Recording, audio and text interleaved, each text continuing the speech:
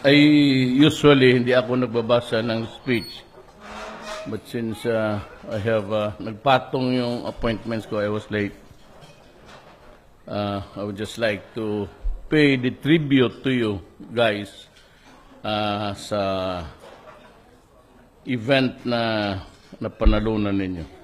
I would like to congratulate you for emerging as the winning team during the recently concluded Kadayawan Dragon Boat Festival. I thank you for gracing the event and for making it more fun and memorable to our residents and guests.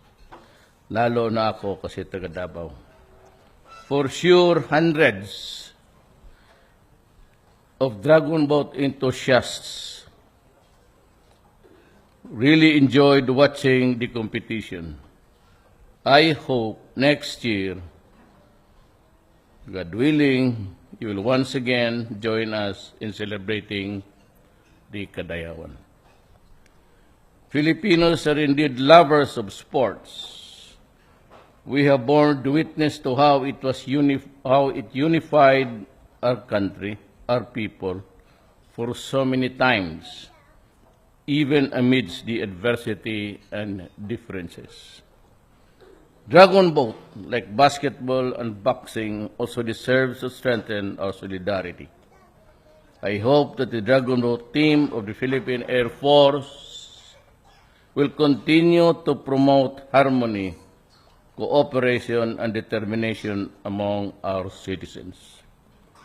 I urge you, all of you, present here tonight to further demonstrate a greater sense of teamwork.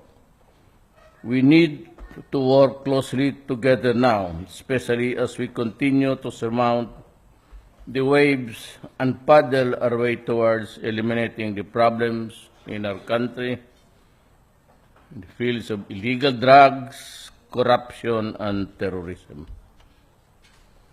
To the PAF DPT, thank you for lifting the morale of the Philippine Air Force and the rest of our nation, and the men and women in the military service. Mabuhay kayong lahat. Now, I seldom invite people in Malacañan because we are always busy. But yung mga event that would be an example, or at least natignan ng tao at the competition, and it works, cranks the mind of our young people for a sense of belongingness and yung cooperation and the teamwork that they have used. It is an invaluable factor in nation building. Kaya nga ako niimbita ko kayo because by sports, you know, the minds are not yet that it's fragile. It's not really crafted to meet all the challengings of life. Itong mga event na ito contributes to the mind building of people. And kaya maligaya ako every time that, well, whoever wins, Filipino man tayong lahat, it always makes me happy na may mga tao na gustong pumasok just to see us also to our children that sports, one day when they grow up, and maybe the sense of belonging, at lalo na ang PAF. Well, some of you will be pilots someday, mga anak natin. And it is a natural flow in life that kung ano yung trabaho ng tatay o nanay, susunod talaga yung anak. It is a generational thing, and I hope that it would be a good example for our people. So once again, I congratulate you. I would like to thank the team for visiting Davao and competing there, and I am proud of you. And maybe someday we can work on the international circuit. Diyan sa ano na yan, you can expect full support, especially if it is an international event. Hindi naman tayo matalo talaga. We are just short always of the technical and the funding. But as we go along in this life, lalo na kung maganda na ang sitwasyon natin, we can collect more, there's less, there's less corruption now. And I'm telling you, the men of the service in the country, that you can be very sure, walang corruption sa aking gobyerno. Faildon has insisted that he be separated, does not want to add more trouble sa aking administration, but I have expressed that ako na ang nagsasabi sa inyo, is clean. Malaman ko nang malaman yan eh. But sabi niya, alis na lang para wala nang masyadong gulo. So I have appointed another military man. He used to be PC, police na ngayon, si General Lapenia. And he'll be the Customs Commissioner. Ang papalit sa kanya doon sa PDEA is General Aquino, the Regional Commander of Region 3, I think. Siya yung papalit sa PDEA. And if there are competent men and women sa Air Force na pag-resign you think that you can contribute to the country, tell me and I would get your services. It's not only sa solo sa, but these are the guys na dumaan sa Mindanao. So they are not from Davao City actually. Dumaan in the service of the country, and so I got to know them. So yun yung mga tao na, ito puro Ilocano tong pumasok ngayon. But I can be very sure that they will also be an asset to our country. Sid Lapenia is an honest man. Aaron Aquino, the regional commander, is retiring. Has got his 3-star na. At 2. I hope that he would also be a good service to sa PDEA. We have to fight drugs. We have to fight drugs because if I stop now, we can commit mistakes. Ay, kaya nga may mga insidente kahit nagkakamali. But this thing about sa tong droga, yung Rocos ngayon kay De Los Santos ba yan? Well, sabi ko na tinanong ako ng media if I will go to the wake. Sabi ko, hindi ko. I have expressed my condolences. To tanggapin ng media, tanggapin ng pamilya, good. Kung hindi niya nila tanggapin, di fine with me. The thing is, I will not go there. Because even if it is true, it is under investigation. Pag pumunta ako doon, the perception of the public is, baka totoo talaga yan. Kasi pumunta nga doon si Presidente, naghingi ng patawad. Ayaw ko yung ganun. Because I go there, I put down the police. Whether it is true or not, that's not the point. The point is there is an investigation conducted by the NBI. So pagdating ng panahon na talagang totoo, wala tayong magawa. They'll have to face the consequences. But this time, sometimes it can go wrong. But if I do not destroy the drug problem, I will compromise the next generation. Hindi natin alam kung sino ang leader na susulpot eh. Nandito yung problem, nandito tayo, atin yan. I rise and fall on that issue. Kung nagkakamali ako, then fine. Someday I will face the consequences. I'm ready to face the consequences. But kailangan ko gawin ko and some other things in life. But if you remember, sa kampanya ko, kung nakinig kayo, even in these debates namin, I only promise, kaya ako nauuna palagi sa debates matapos I said, I will stop corruption. And I'm doing it. I have fired several people now. Hindi ko na lang binubulgar kasi sabi ko, do not publish it because yung iba, matanda na tapos ang mga anak nila, doktor na, abogado na, kung unnecessary publicity, it will may backlash yan sa pamilya. And it is not good. But I've heard so many people in government. May 2 weeks pa lang doon sa cabinet, may binigwasan na ako eh. Imagine after taking office and nag-gather ng mga gobernador pati mayor, nag-junket na kagad doon sa Washington DC. May isang opisyal tayo dito sa gobyerno, tinignan namin yung travel, hindi sa departamento, not the executive department. Kung magsakay ng eroplano, mag-abroad, first class, tapos ang mga hotel niya, yung mga suite, may isang presidential suite pa ang kinuha. But this will come out, sabi ko, because I simply do not. Yung pumunta ng cabinet member, pumunta ng Washington, nagpasyal. Then went to Austria to buy a fire truck worth 18 million apiece. Sabi ko, mahirap ito. Yung mga ganon. Tapos, pagbaba ko in sa mission meeting sa Davao, di ba pagpasok pala, naka 10 pulis na ang bodyguard. Sabi ko, sino bang papatay sa iyo? Hindi nga kilala ng mamang dyan kung hindi kita kinuha. Tapos paglabas, nagsirin. Sabi ko, next meeting sinabi ko na. Diyan, dito sa kabila, go out. I do not like you.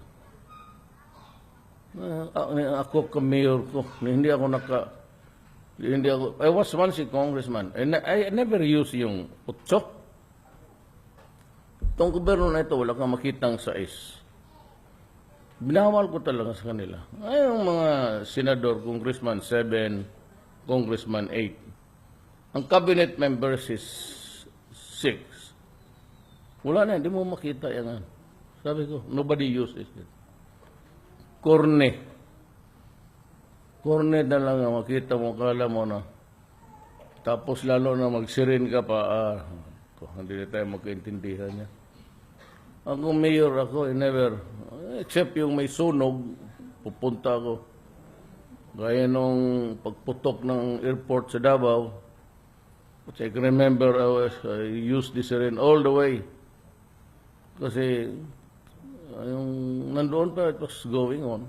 I mean, they were retrieving the wounded and the dead. Parang sa gobyerno, no? Kaya dito, baski dito, simple lang ang ating hindi masyado samtuos ang walang lechon-lechon dito, walang steak-steak. Kasi sinabi ko, hindi pera natin pera ng tao yan. Lang. Ako sa bahay, isang kanin, isang ulam. Ayun lang mo rin ako, nasanay ng gano'n. Galing ako sa babae. I am a son of a poor man. Ako, I cannot say that I am a poor son. Dagdagan ko lang a poor man. I am a son of a poor man. But ako ngayon magsabi ako poor, wala na rin maniwala. Ito, bakak mo, itong gagawin to. Presidente ka na good. Pero I try to keep things simple as possible. I do not want yung sirin-sirin. Kaya ako hindi lumaalis ng Malacañan dito. Kasi pag magamit ako ng daan, ang bilis niyan, tapos akala mo Bernie Santo kasi straight yung daan. Hindi mo alam na minutes before, magtawag na yung PSG, tapos lahat ng kanto, babarahin na. Tapos tabi lahat. Hindi mo alam na yung mga kanto-kanto, ilang kanto yan, exponential ang traffic niyan . pagkatapos niyan, yun, mabagbanggaan na kasi mag-agawa naman. Kaya hindi ako nagtanggap ng mga speaking engagement. Mahirap kasi kung madala ng helicopter na lang ako. Minus gastos eh. Rather than waste the millions of liters of gasoline by the people, ikaw na lang, mag-chopper ka na lang. Okay man chopper ko, no? Baka hindi maluma eh. Biro lang yan. Pero I really want simplicity for all. Nakita naman yun sa asta ko. I do not want grand entrance, yung mga ganon. Kaya ko, first of that is really, do not bring in itong mga Mercedes-Benz. If you are a cabinet member, you just buy an ordinary car. Huwag mo akong pakitaan dito ng mga Land Cruiser, kasi ingitiro ako, hindi ako makabili ng ganong. Makabili ako kung pilitin ko, pero ilan na sweldo ng presidente. Alam mo ba ng sweldo ng presidente? 38,000 a month. Dalawa yung asawa ko kasi naghiwalay kami nung isa. Hindi ko man kasalanan ko naghiwalay. Marami man tayong ganon. Hindi mo talaga makasundo. Away araw-araw. The best way is just to separate. Suportahan ko yung isa kay yung anak ako na babae na isang maldita, salbahis. Si Mayor. Yung nanuntok ng bugbog ng sirip. Akala mo sirip lang ang binubugbog niya, pati kami ka. Hindi ko na pinapatulan niya kasi talagang maldita. Ayan, pag nakita mo ang Davao, di mas stricto ngayon. Kaya siya na mayor na yan, no? Ayaw talaga mag-ano yan. The reason why I did not run is because I did not want to leave Davao. Sinang kondisyon ko, magtakbo ako ng presidente kung ang anak ko uli ang magpapalit. Ayaw talaga niya. That is why nung filing of candidacy, ayaw man niya. Di sabi ko, di ako pwede. One of the reasons. The other was wala akong pera, gano'n. Nung napilitan na ako, pumayag siya. Ito totoo. Nandiyan yan. Kasi evening na. Bong, nakapay kopya sa resignation ni Inday. Pagkuha ka. Pagkuha. Padali lang kay, gutom na ni Bong. I suggest a way of doing things. Why don't we eat while we're talking? I just show you. Yang si Inday, di nanalo siya, nanalo ako. June 30, nag-oath kami. Nag-oath rin siya sa Davao.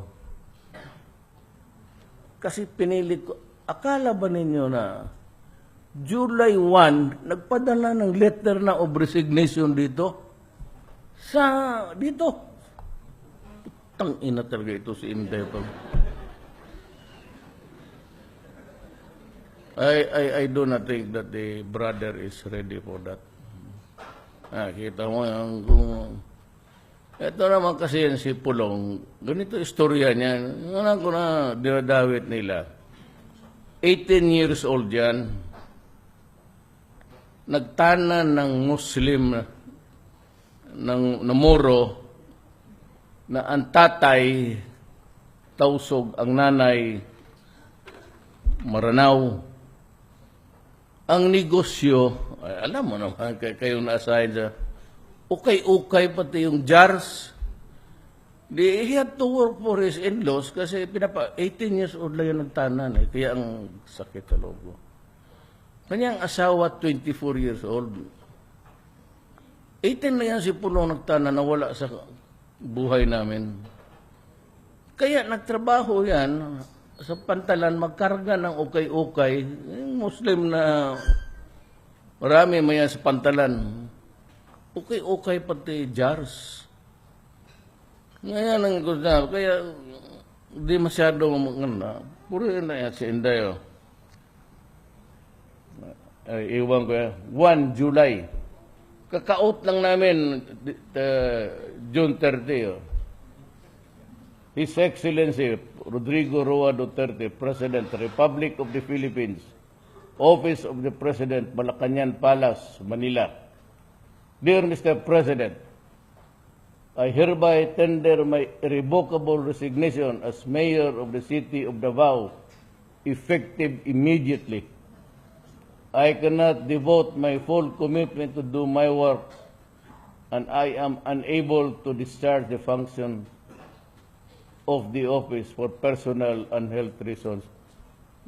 Sakit po, ng taba-taba niya, kita mo. Copy Furnace Director Mirilo Limbare, City Head Department of Interior and Local Government.